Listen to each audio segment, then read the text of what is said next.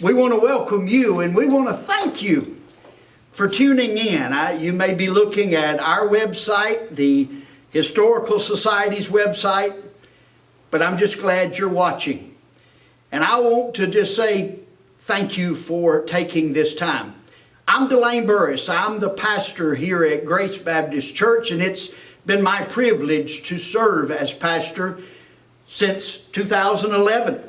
And it has really been a blessing. And the reason we want to make this film is that, as one old professor of mine told me and taught me, our job is to whet your appetite for more.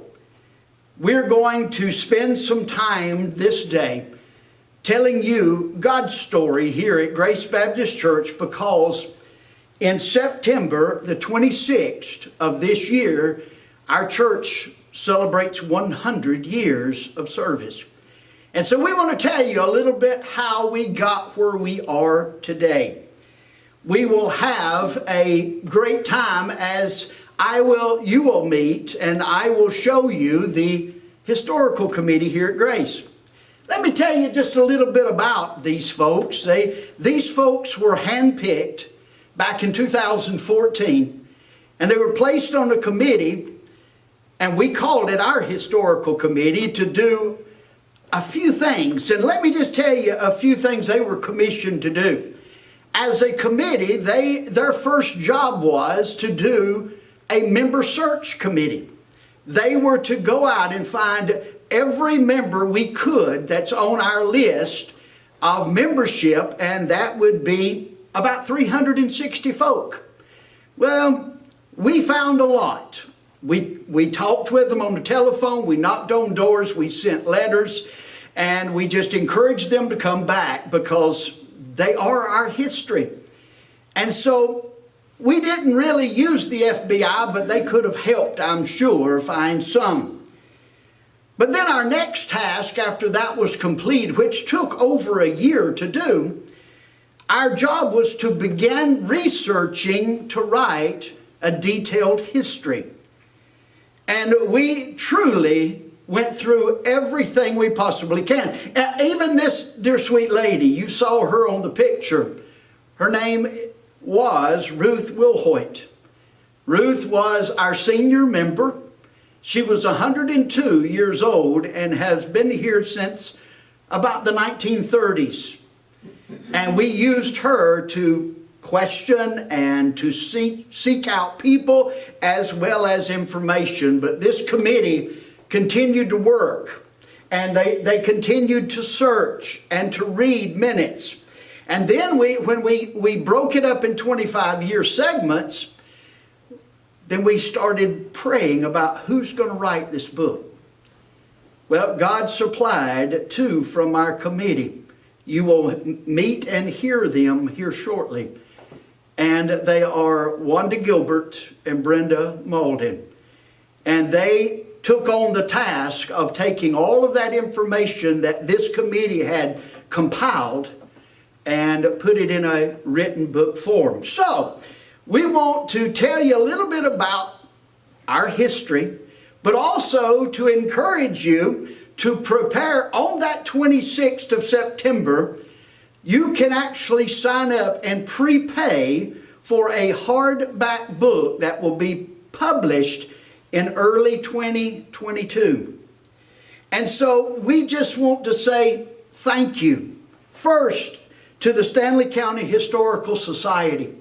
We want to thank them for first reaching out and inviting us to be a part of their work here in Stanley County, capturing the history and putting it for years to come so that generations after us can look and can see where this county has come. So we thank you for being a part of us. Don't forget, our book will go on sale. Well, not really sale. It's for a donation. We're asking for a $20 donation to help our process of publishing the book and many other things that this committee is doing. So thank you for taking this time. We invite you to stick around, and you're going to meet every one of our committee, and we look forward to celebrating, and we invite you to come and be a part of that celebration. We would love to worship with you. May God bless you. And now we come to our first 25-year segment, and that is Larry and June Chance is going to teach us about years 1921 through 1946. My name is Larry Chance. I was raised here on the Mill Hill around Grace Baptist Church. We lived up on Fairview Street for several years until my dad, who worked in the Wiscasset Mills, was granted a 4-room house up here on the corner of Edgemont Street. So sometime around 1946 or 47, we began attending Grace Baptist Church in the old white building. And I'm still continuing to attend Grace Baptist Church and have been for almost 70 years. My name is June Chance, and my first experience at Grace Baptist Church occurred when I was 10 years old. My mother remarried, and my stepfather built us a house, and it's still up there behind the church on Salisbury Avenue. I was saved in 1952 and baptized in the old baptistry in the old white church that we had before we built these other churches, buildings. But I want you to know that the baptismal pool was situated under the pulpit of that old white church. And they would remove the pulpit stand and take the floor out, and underneath was the pool. So that's where we used until we had to build a new church. When Larry and I began searching the church history, I found it to be quite interesting. There was some humble beginnings here. I want to read to you a portion of a letter that we have here in our church archives that came from a charter member of that church, Miss Zora Russell. She said, Grace Baptist Church was organized with 22 members in 1921. Attendance was good in the beginning. In May of 1922, we had our first revival, and we had much preaching and singing. We were having our services in an old building called the Allman Hall, and we wanted to buy that hall in order to start a church. But we did not have but $400 in the bank, and so we did not have enough money to pay for the hall. We asked the Wiscasset Mills executives, if the Cannon Mills executives, if they would give us a lot. And so they chose this lot that you see the church on now. They gave this to us to build on. They found out that Salem Methodist Church was going to be building a new church. So they bought the old church and they bodily took it apart bit by bit. The women pulled the nails out of the old building. The men took the building apart, and they carried it from the Highway 73 place to this place here, and they rebuilt, giving their labor. The women cooked the meals. There was no charge for anything that was done. Miss Zora says, our pastor said if we wanted to see a church built, we would need to give all we had and lay ourselves on the altar. That's what we did. I got a job, she says, in the mill and gave everything I earned. The Bible says where your treasure is, there is your heart also. And that was the happiest year in my life, she says. In 1922, they were in debt $1,100. In 1923, 1 year later, she says we were out of debt.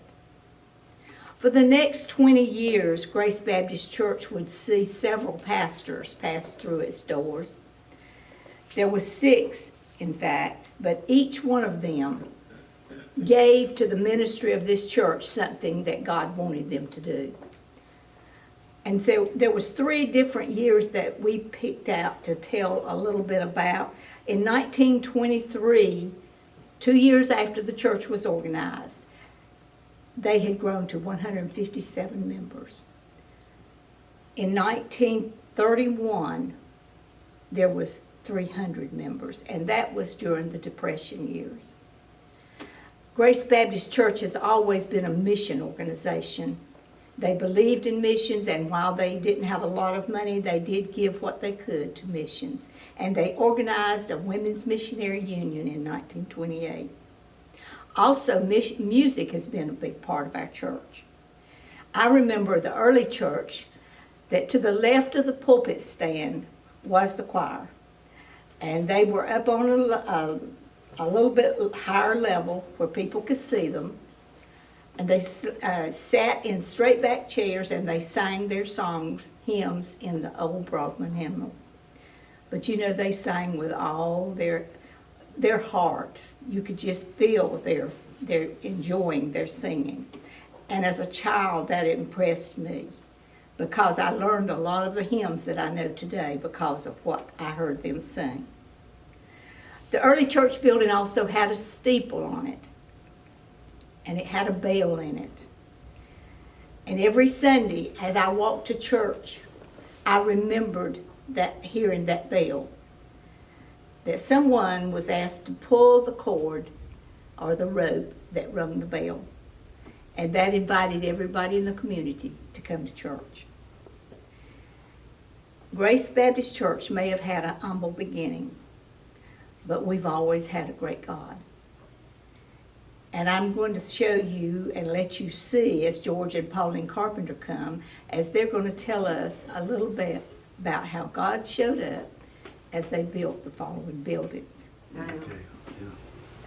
I'm Pauline Carpenter. I've come to this church all my life. I was 2.5 years old when my parents moved on the Mill Village in a big 2-story house. And my mother brought us to church. Then we was having a Bible school with the Seymours, and it was 2 weeks. And I was saved during that time.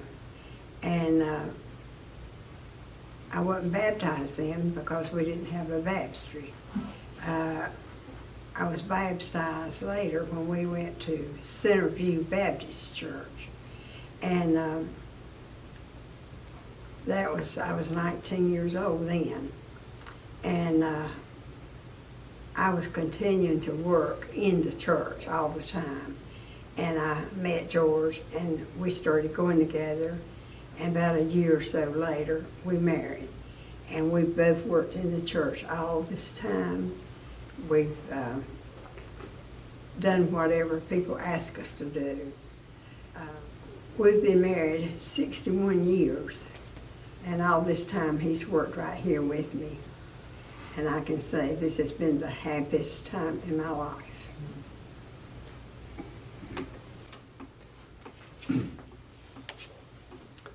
Well, I will try to tell you how God has really blessed this church during these years that I have from 1947 to 72.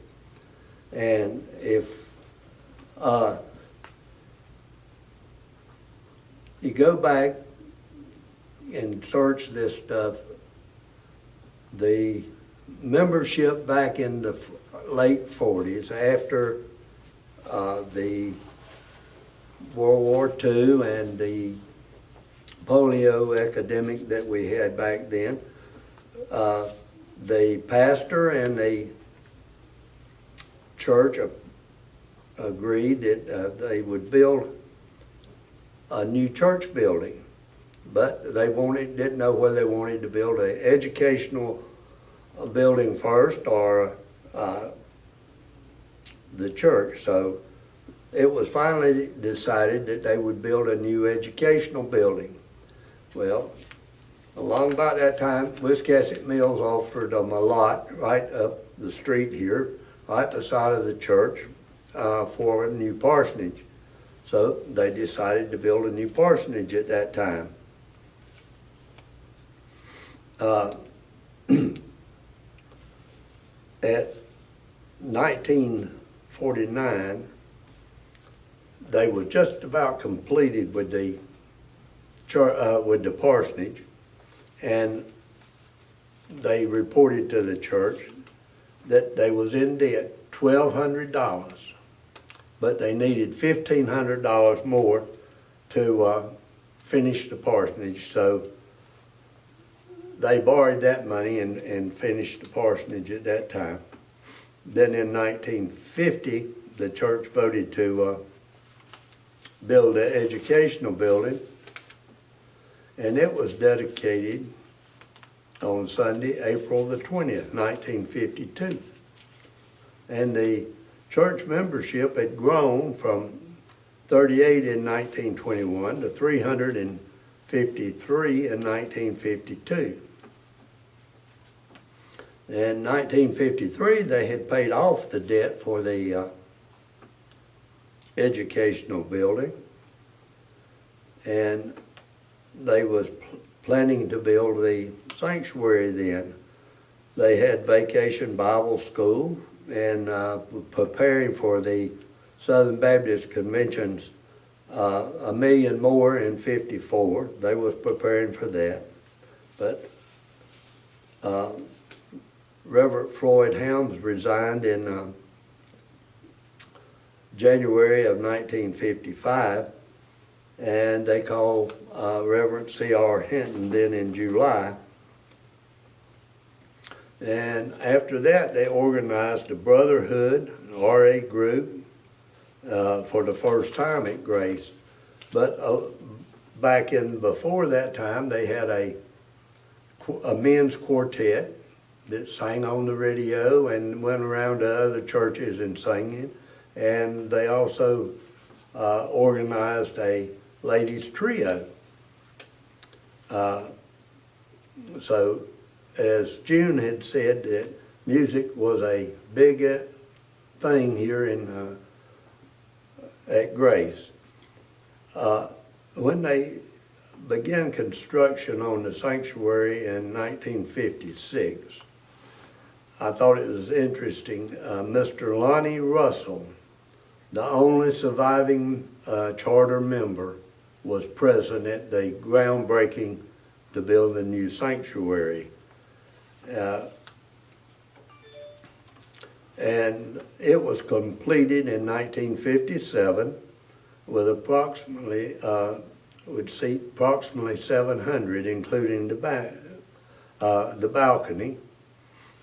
And one thing, a focal point in the sanctuary was the hand-painted mural in the baptistry of the Jordan River. Eugene Burris, a young pastor that out from Grace, he preached the first service in this new sanctuary when it was completed, because Reverend Hinton was in the hospital. But 1958, we had Sunday school enrollment of 730. And church membership was 578. We also had a coronation service for the GAs. That was the first one that they had had.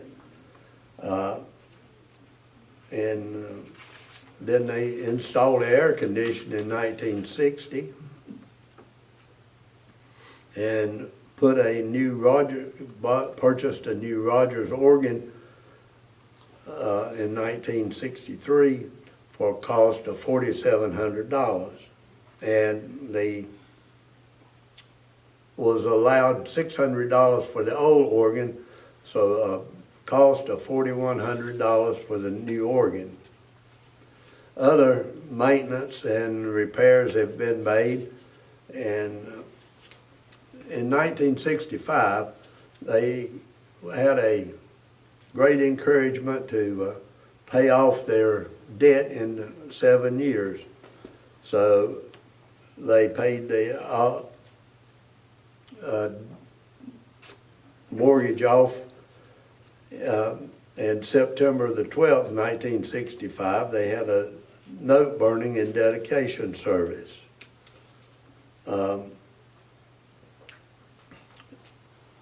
Then in 1966, which they did not do when they first built a church building, they erected a new steeple.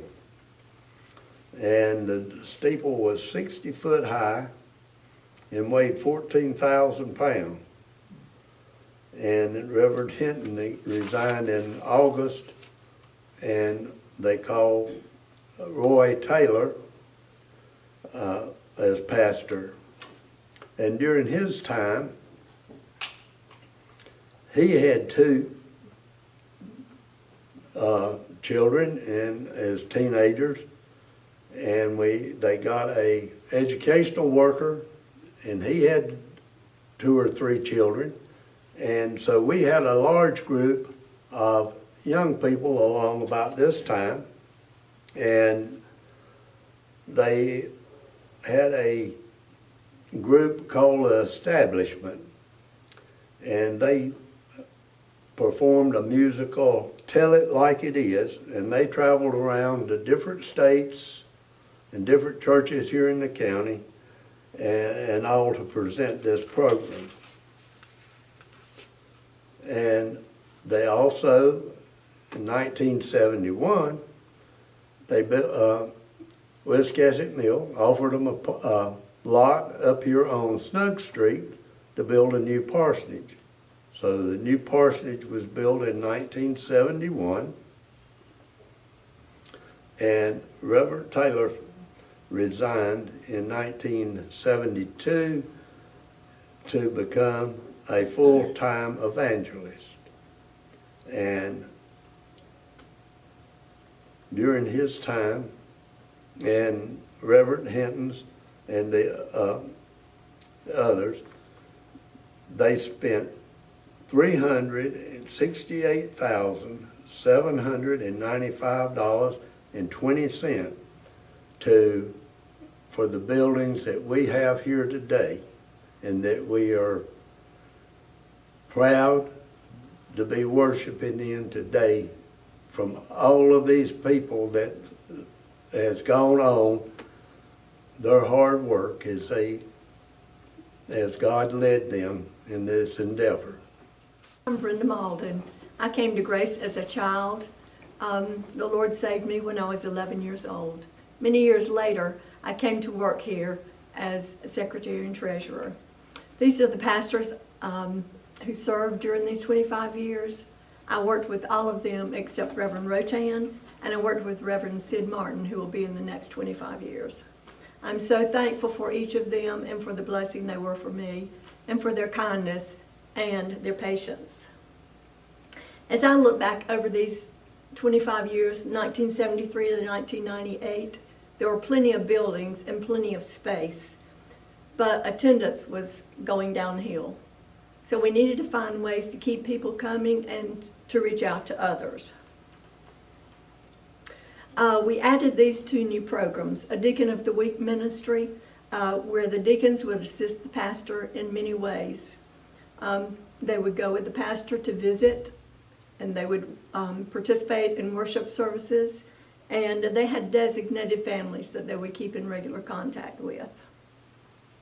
We began having a family night meal once a month on Wednesdays. We had 2 chefs who were members of the church. They and their wife would come and cook the meal, serve it, and then do cleanup with other volunteers. We would reach out to others by continuing to broadcast worship services through the local radio station. In 1973, we supported Dr. and Mrs. Paul B. Johnson, missionaries to the Philippines, with a yearly salary of $2,000 with increases until they returned to the States in 1991. Just like George and June have said, music was very important to this church. The children and youth during these 25 years were very active in the choirs. At one time, there were 32 children in age-level choirs, and they all had robes when they sang. The first Festival of Choirs began in 1982 with over 500 people attending, including 120 singers, all gathering at Grace. Joining our choir were 3 other local choirs. Can you imagine how heavenly, how great thou art sounded with 120 singers? The picture you see is the 5th Festival of Choirs. There was still right much money owed for the educational building in Parsonage. In 1970, the balance was probably around $183,000. So every 5th Sunday of the month, we would have debt retirement Sunday, and all the money that was received above the budget was paid on the principal of the loan. So 10 years later, we were able to pay off that debt and celebrate with a note-burning service. Land across the street in front of the church was for sale, so the church trustees worked with the company to purchase it for $5,000, and would in the future, that land would become a parking area. Wiscasset Mills once again blessed this church by deeding property at the back of the church that connected to the parsonage on Snug Street. Lots of repairs were made throughout these 25 years, and here are just a few. Water began to leak in the sanctuary in 1976, so it was decided that a fiberglass roof would be the best solution. So they put that on for a cost of $2,800. Hurricane Hugo blew through this area and caused a lot of destruction, and especially to our steeple. The estimate to repair that was $24,400. The Brotherhood took on a project to prepare the ground for a brick retaining wall beside the fellowship hall. They cleared their area, and the wall was constructed and dedicated in honor of our senior adults. There was lots of fun too. There were church league softball teams and golf, and we even had a bowling team who won a trophy. There are fun trips, eating watermelon and ice cream, and even a Sunday fun day with lunch, games, and music. Last but certainly not least, God greatly blessed us through these 25 years, and we have experienced His love, His grace, and His mercy. And we, being confident of this one thing, that He who began a good work in us would continue it until the day of Jesus Christ. Now I'd like to introduce my sister, Wanda Gilbert. Hi, I'm Wanda Gilbert, and I've been at Grace all my life, and I'm excited to share a portion of this history with you. My years of focus are 1999 through 2021, and the pastors that have served during this period of time are Reverend Sid Martin, Reverend Scott Schaffner, and presently Reverend Elaine Burris. He's in his 10th year with us, and we're thankful for that. Grace is a resilient and a strong church family, and through the leadership of the ministers that God has brought to us, we've faced obstacles together, and we've overcome many obstacles, but we've moved forward with God's mercy and grace. Our resilience has surely been tested. And as you read our history, you will see our optimism, our determination, our faith in God, and God's faithfulness to us. When you visit us, you'll be surrounded by friendly and loving folks. The work of ministry is ongoing and ever-changing. And in the 1980s, when a steady decline in church attendance came, we had to come up with some different ideas of how to reach out to people. And then in 2000, Wiscasset Mills closed their Albemarle textile plant. Our demographics were changed in our community, as well as jobs being lost. So we had to change our focus and try to determine what kind of methods we could use to reach and minister to the people in the community. Community involvement has always been a very important part of Grace Baptist Church's ministry. So along with visitation and other outreach programs, we had to make a few changes. So we opened up the church to be used to be able to spread the gospel more. And I'm going to tell you just about a few. Our pastor says we just scratched the surface with this because so many things have taken place. But the first one is the Brian Free and Assurance Southern Gospel Singing Group. Since 2003, when we first hosted them here in our sanctuary. As you can see, the church was almost full, but they've returned about every year, as except for COVID year. So we are still looking forward to them coming back and the community. And those many people drove from very far distances just to come hear them sing. So we were thankful for that. The second are the block parties that we began in 2007 and through 2010. We fill the grounds around the church with lots of fun-filled activities. We had inflatables. As you can see on one of the pictures, we even had a dunking booth, and we convinced our pastor to be the one to be dunked. So I think we all enjoyed that. The kids stood in line for a long, long time just to see him go down in the water. But this was our way to show the people that we care and that we love them and that we wanted them to be a part of Grace family.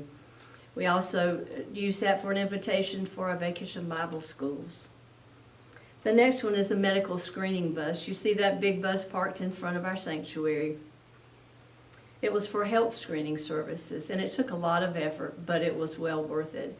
We had 2 doctors that volunteered. We also had a lot of other medical personnel, but we had a lot of Grace volunteers. And on the day when that big bus pulled up ready to do the screenings, that was in 2017, we had 40 volunteers on hand ready to do whatever was needed.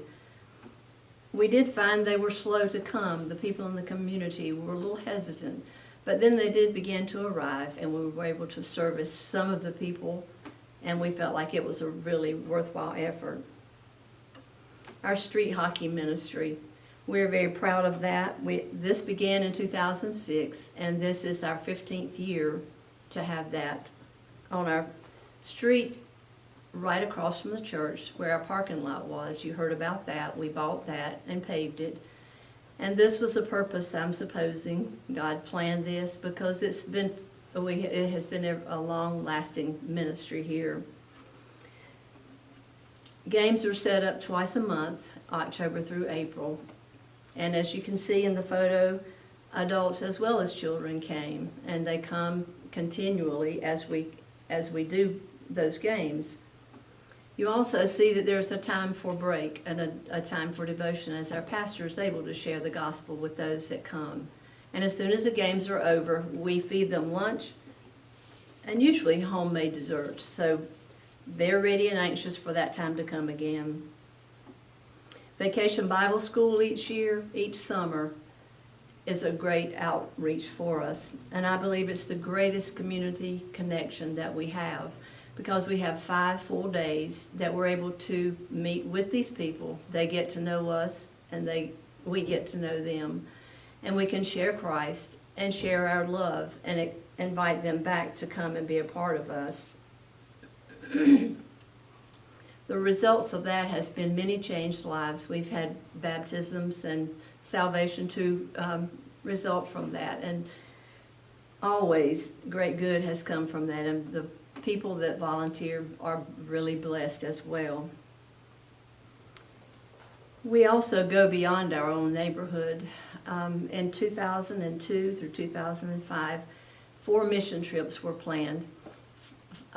3 were to Alaska to help with Vacation Bible School, and 1 was to Wyoming, where there was prayer walking done. There were 23 or 24 sites that they visited in 7 days, so much prayer was lifted up during that period of time. Our current nursing home ministry is a great outreach to the folks that are shut in. It's our pastor's personal ministry of singing and preaching at the local nursing homes here. And you may hear the word singing preacher mentioned sometime. That's our pastor. That's what the nursing home residents and the people that work there call him. You also see the faces of the children as they go. Our children's ministry leadership takes them and visits, and they make homemade goods and cards and things, and they just visit there in the nursing homes. So those are a few of the things that we've been able to do and ways we've shared. You did hear a lot about the buildings and the maintenance situations that we've had over these years. but it is our responsibility to keep God's house well maintained, and we have done that. But even more, as the churches have aged, there's much more needed. So we began a building fund, and it was called the Chest of Joash. And as you see there, it literally is a chest, and it's sitting in our sanctuary for all to feel, and it's funded with only memorial gifts and free will offerings. It's managed by our dream team, but it's also all the projects and all the updates are approved by our church body. It was established in 2012, and to this day, we've received over $275,000 in gifts and offerings from members as well as friends. We've completed over $248,000 worth of updates and upgrades. And one of the largest endeavors that we've taken has been to redo our first floor fellowship hall. We did that for a cost of $125,000. And we hope that you will join us when we have our homecoming celebration, and you'll come and see some of the projects that we've done over the years. We still have a balance of over $29,000 in that fund, and we're thank God for that. He has been so good and blessed abundantly in that endeavor. Our ministries have been supported by prayer. Over these years, we've had cottage prayer meetings in homes. We have our Gap Standards prayer group now that was established in 2002. And it's still growing and it's still going. And we meet Sunday morning before service just to pray for our pastor, our services, and other needs that are expressed to us. And in 2015, we had started the prayer group, and it was by phone text. Many people signed up, and it was for immediate needs or emergencies. And anybody that had an emergency, as we all have at times, would just give the pastor a call, and he would contact all the other members that were on the prayer text ministry line. And just to know that when you have an emergency, and I've been the recipient of that several times just in the last few years, and how wonderful it is to know that just with a call, that message can go out, and the prayer warriors go to work and pray and lift you up, and you know that during that period of time, so that's been a great blessing. We are using available technology as we can to do outreach, but also to enhance our own services here. We have a phone tree that's to inform and keep us all connected as members, and even people that are not connected with the church like to keep up with what's going on. We also have a picture here of our website. That's another way we're reaching out to people, because they can tune that in, they can learn more, and they can see what's going on. And then if they're interested in that, then they can come and visit. Live streaming was begun in 2017 with our online services being available just at the click of a button. And that was just a godsend when COVID came and we were all shut down. We couldn't come to church, but our pastor and our music director, other singers, especially our sound and our live streaming people came and recorded the services, and we could be connected that way on Sunday and Wednesday when those were being recorded. And we thank God for that. They had to come up with innovative ways for us to be able to worship during the COVID years. And through our pastor and the leadership and the deacons, that took place too, and we're so thankful for that. We're also growing in number and spiritually growing closer to the Lord as well, because God is at work and His Word is being boldly preached and taught here at Grace. I can't fail to mention our volunteers. You've seen all these pictures, and in every picture there are volunteers that step up at a moment's notice to do anything that's needed. Where would we be without them? We are so blessed to have those to do that. And there's a place for all to serve here The other picture that you'll see here is of our food, fun, and fellowship and laughter that's intermingled with our services and our work at all times. This is some of our workers in the kitchen committee, on the kitchen committee. And if you take a look, that's our old fellowship hall back in the background. And a lot of the desserts that our church people do bring, and they're really great. But our ministry at Grace is founded on our mission, and I quote, "To love and lead everyone we meet to an everyday walk with Christ. Our vision is to make Jesus Christ the center of all things, to exalt the Savior, to equip the saints, and to evangelize the sinners." And I just wanted to say it's been a privilege for me to be a part of this historical committee. I have been very blessed, and I thank each one of them and our pastor for getting this all started and us working together.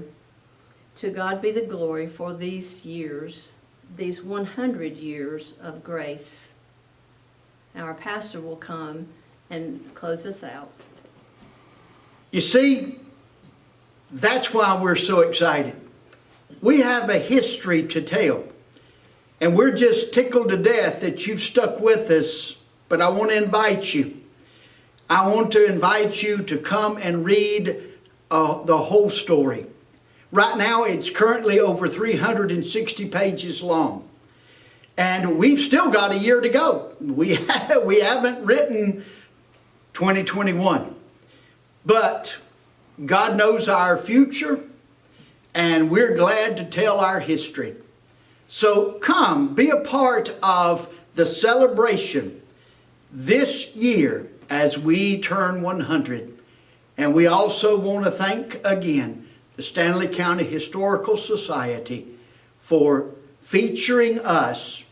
But most of all, we thank God that we have a story to tell. May God bless. We'll see you soon.